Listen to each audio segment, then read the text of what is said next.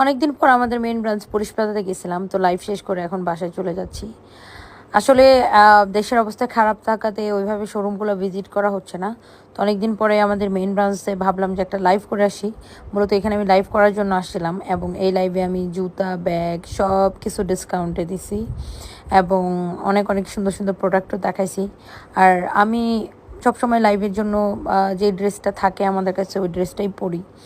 So এই ড্রেসটা খুব সুন্দর ছিল। ওই ব্যাগগুলো আমাদের নিউ অ্যারাইভাল, চায়না থেকে আসছে, ওগুলো আমি দেখা দিয়েছিলাম এই লাইভে। আর এই ড্রেসটা আসলেই সুন্দর, মানে আমি যে ড্রেসটা পরছি এটা আবার আমরা লস প্রাইজে ছেড়ে দিছি, নতুন ড্রেস। কারণ যেহেতু এখন দেশের অবস্থা খুবই খারাপ, কোনো রকম টাকা ক্যাশ করার চেষ্টা করতেছি। আর এইগুলো হচ্ছে chicken curry dress, Indian chicken curry পুরা ড্রেস, পুরো সালোয়ার চিকেন কারি, পুরো দোপাট্টা চিকেন কারি ড্রেসগুলো আমি আসলে লাইভের মধ্যে দেখাইছিলাম। আসলে চিকেন কারি ড্রেস যতজন নিচ্ছে সবার অনেক